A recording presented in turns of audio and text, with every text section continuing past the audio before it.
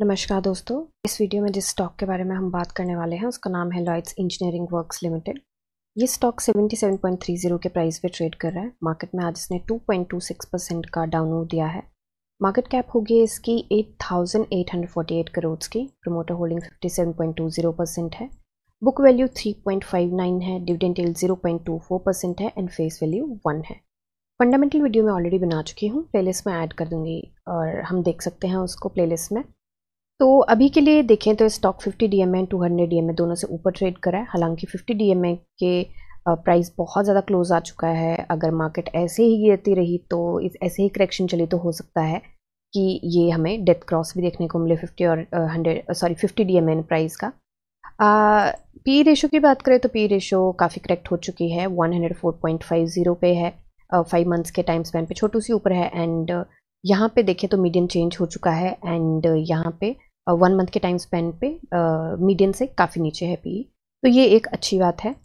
अभी के लिए सेल्स एंड मार्जिन देखें तो ग्रॉस प्रॉफिट मार्जिन जो है वो हमारा रिकवर हुआ है एंड 41.84 पे है। Sales quarter on quarter decrease हुई थी।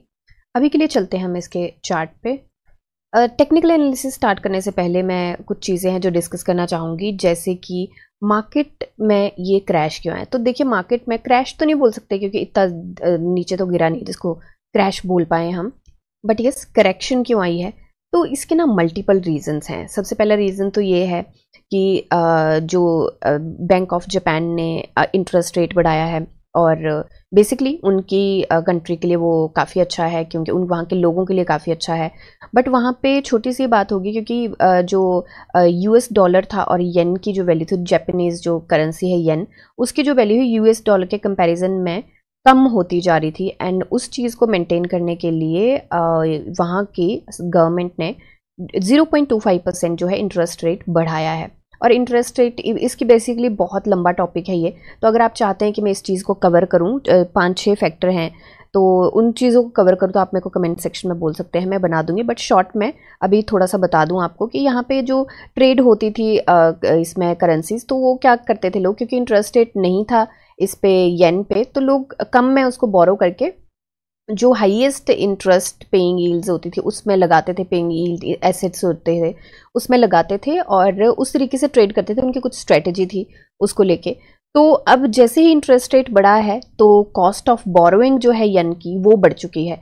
तो जो उनकी स्ट्रेटजी थी वो अब वहाँ पे काम नहीं कर पा रही है ढंग से एंड उस तरीके से उनकी स्ट्रेटजी थोड़ी सी फेल होती हुई वहाँ पे दिखाई दे रही है। तो एक वो फैक्टर है। दूसरा फैक्टर ये है कि जो US में एक रिसेशन वाली बात चल रही है, तो बेसिकली US में एक इंडिकेटर है जिसको सैम इंडिकेटर कहते हैं, जिसको शायद मैं गलत भी प्रोनाउंस कर रही हो सकती हूँ, जिसकी स्पेलिंग है SAHM। तो वो इंडिकेटर क्या करता है, बेसिकली वो इंडिकेटर बताता है कि US में रिसेशन के इनिशियल फेज़ को प्रेडिक्ट करता है एंड काफ़ी सारी चीज़ें हैं जो जिनको मिला के, जिनकी एनालिसिस करके वो सारा कुछ चीज़ें प्रेडिक्ट करता है एंड 1970 से लेके अभी तक उसने कभी भी गलत प्रेडिक्शन नहीं दी है।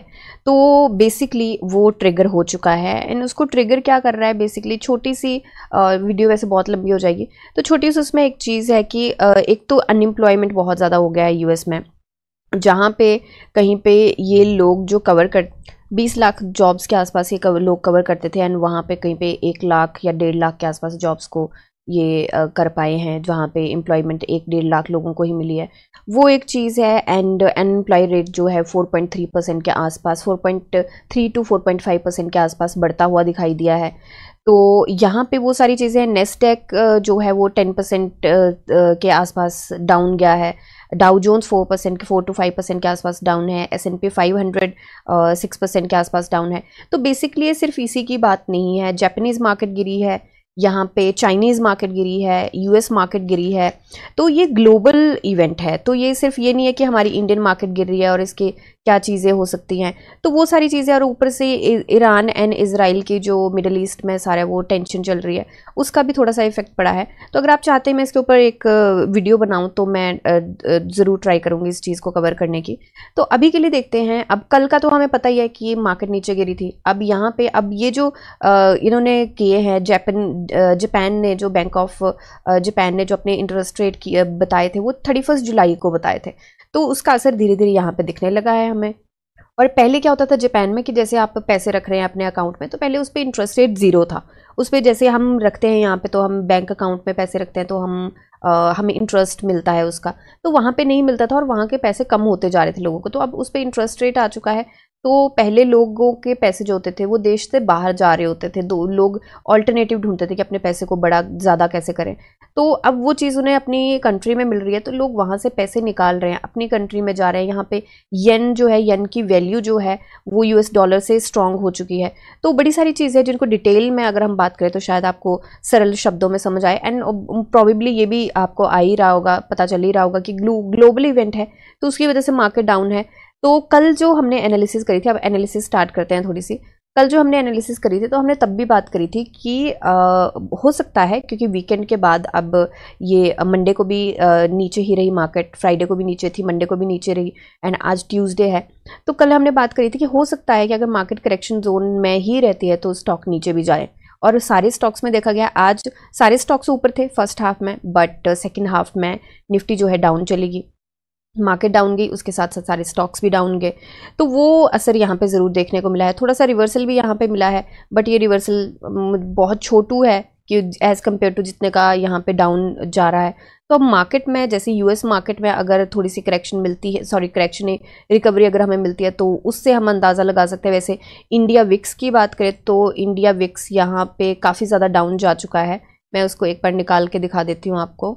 तो सॉरी डाउन नहीं जा चुका है, हाई हो रहा है। देखिए पहले जो इंडिया विक्स, अब इंडिया विक्स क्या कहता है, जो ये विक्स होता है उसका ये होता है कि जब ये बढ़ता है तो इसका मतलब है मार्केट में वॉलेटिलिटी बहुत है। अभी लास्ट टाइम जब बढ़ा था, ये बढ़ा था 27 मार्च 2020 को, तब था कोविड वाला माहौल, तो ये ऊपर गया था और ये काफ़ी ऊपर गया था, 67.10 के आसपास ऊपर गया था। अभी ये बढ़ा था बीच में 31 मई के आसपास, जब ये रिजल्ट्स वगैरह आने थे उसके आसपास बढ़ा था, इलेक्शन के रिजल्ट्स आने थे। उसके बाद अब 6 अगस्त को ये 18.74 पे है, एंड इंडिया विक्स जो है वो हाई चल रहा है इस टाइम पे। तो इसका मतलब है कि वॉलेटिलिटी है मार्केट में।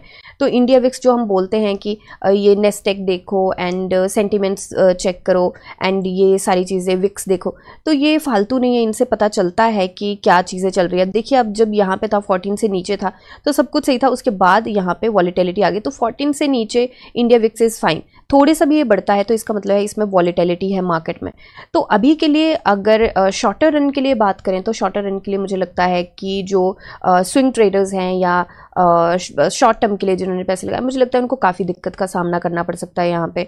बट अगर लॉन्ग टर्म के लिए हैं तो मुझे नहीं लगता कि इतनी बड़ी कोई दिक्कत आएगी, क्योंकि वो लॉन्गर रन में ऑफकोर्स ये सारी चीज़ें सही हो जाएंगी। तो अभी के लिए देखिए आज फिर से हमें 2.26% का डाउन मूव मिला है, एंड अगेन डाउन मूव मिला है। बीच में स्टॉक ऊपर भी गया था, इसकी ओपनिंग जो रही थी वो काफ़ी ऊपर रही थी, एंड 3% के आसपास इसकी ओपनिंग ऊपर रही थी, उसके बाद नीचे भी आया स्टॉक। वॉलेटिलिटी देखी गई है, अभी RSI को देखें तो 43.62 पे है। तो देखिए लॉन्गर रन के लिए देखिए अगर ये ग्लोबल इवेंट है तो ये तो डिफरेंट बात है, बट लॉन्गर रन के लिए जो ये छोटे मोटे क्रैश आते हैं वो हेल्दी भी होते हैं थोड़े से, क्योंकि RSI वगैरह और इनका सारा कुछ वो करेक्ट हो जाता है। तो एक बार हम इसका BSE चेक कर लेते हैं। तो BSE पे देखिए इसका प्राइस बैंड जो है वो है 20% का ही, एंड यहाँ पे लिखा है 20% का प्राइस बैंड है। न्यूज़ ऐसा कोई नहीं है, एंड जो डिलीवरी परसेंटेज गया है वो 40.29 गया है, तो डिलीवरी परसेंटेज यहाँ पे काफ़ी अच्छा गया है, ये एक अच्छी बात है। तो अकोमोडेट तो कर रहे हैं लोग, बट मुझे लगता है लॉन्गर रन के लिए है, एंड थोड़ा सा संभल के चले शॉर्ट टर्म वाले तो ज़्यादा अच्छा चीज़ रहेगी। एक बार वीकली कैंडल हम चेक कर लेते हैं, और उसकी कैंडल क्या चेक करनी है, उसकी बेसिकली RSI ही हमें देखनी है। कैंडल तो 2 दिन में क्या ही बनाया गया, सेलर्स के हाथ में ही रहेगा ये स्टॉक, तो अभी डेफिनेटली सेलर्स के हाथ में दिखा रहा है स्टॉक। एंड यहाँ पे RSI जो है 61.16 पे है, 60 पे इसको होल्ड मिलता है, बट अगर मार्केट में करेक्शन कंटिन्यू रही तो क्या होल्ड क्या सपोर्ट कुछ भी काम नहीं करेगा। तो अभी के लिए अगर हम देखें फ्रेश एंट्री की बात करें तो मुझे लगता है अ बिग नो है फ्रेश एंट्री की। पहले मार्केट को थोड़ा सा स्टेबल होने दीजिए, विक्स को थोड़ा सा करेक्ट होने दीजिए, एंड उसके बाद ये US मार्केट जो है, जापानीज मार्केट जो है, थोड़ा सा ये चाइनीज मार्केट जो है, सब में करेक्शन आई हुई है, सबके पूरा ग्लोबली ये सारी करेक्शन है। और ये सिर्फ इसके लिए नहीं है, इसमें जापान में ये चीज़ होगी, US में रिसेशन का हो गया, एंड ईरान एंड इजराइल का वो मिडिल ईस्ट में वो अलग से टेंशन चली हुई है, ऑयल के रेट्स के ऊपर ये बात है। एंड उसके बाद एक बहुत मेजर चीज़ है, ये जो निफ्टी 50 है, निफ्टी 50 के जो ओवरऑल अगर एवरेज ले तो ईयर ऑन ईयर निफ्टी 50 का 0.7% ही जंप देखा गया है एंड क्वार्टर ऑन क्वार्टर तो 9.40% के आसपास डाउन जंप देखा गया है। तो वो भी बहुत फैक्टर मैटर करता है। ये सारी चीज़ें छोटी छोटी मिला के बहुत सारे मल्टीपल इवेंट्स हो गए हैं, तो उन इवेंट्स को लेके यहाँ पे ये सारी दिक्कत का सामना करना पड़ रहा है मार्केट को। तो अभी फ्रेश एंट्री के लिए बिग नो है, कोई टारगेट नहीं है, कोई कुछ नहीं है अभी के लिए, सिर्फ और सिर्फ इतना है कि रिवर्सल का वेट करें एंड उसके बाद देखें कि रिवर्सल, और उसके बाद इसके साथ साथ जो कंफर्मेशन कैंडल है उसका ज़रूर वेट करें, बिकॉज यू नेवर नो, कई बार रिवर्सल आता है और अगले दिन फिर मार्केट गिर जाती है। तो दोनों चीज़ों को थोड़ा ध्यान में रख के चले एंड सावधानी से इस टाइम ले। एंड मुझे लगता है कि इस टाइम अगर कोई भी एंट्री लेनी है, अब लॉन्ग टर्म के लिए तो बहुत सही चांस है एक्यूमुलेट करने का, बट जो स्विंग ट्रेडर्स हैं जो शॉर्ट टर्म के लिए करते हैं, मुझे लगता है उनके लिए थोड़ा सा दुविधाजनक स्थिति है एंड थोड़ा सा बच के यहाँ पे चलना चाहिए। ठीक है, तो ये मेरी एनालिसिस है, कोई बाय सेल होल्ड की रिकमेंडेशन नहीं है। एंड किसी को पता नहीं है कल मार्केट रिवर्स करेगी नहीं करेगी, थोड़ा सा यूएस की मार्केट को देख के अंदाज़ा लगाया जा सकता है, बट स्टिल मुझे लगता है कि ये 1-2 दिन फैक्टर और चल सकता है। इंडिया विक्स जो है हमारा थोड़ा सा अभी डाउन आया है, बट अभी भी हमारा 18.54 पे है, तो मुझे लगता है ये कहीं ना कहीं 15-14 की लाइन में आए तो मुझे लगता है कि थोड़ा सा देखा जा सकता है। एंड यहाँ पे देखें तो आप देख सकते हैं S&P 500 कितना डाउन है, नेस्टेक कितना डाउन, डाउ जोन्स कितना डाउन है, रसल 2000 इंडेक्स कितना डाउन है। तो ये सारी की सारी चीज़ें बहुत मैटर करती हैं इस चीज़ में। तो अभी के लिए यही मेरी एनालिसिस है, कोई बाय सेल होल्ड की रिकमेंडेशन नहीं है। आप अपनी एनालिसिस कीजिए, जानिए समझिए पढ़िए और फिर इन्वेस्ट करिए। मिलते हैं नेक्स्ट वीडियो में, तब तक के लिए शुक्रिया एंड हैप्पी इन्वेस्टिंग।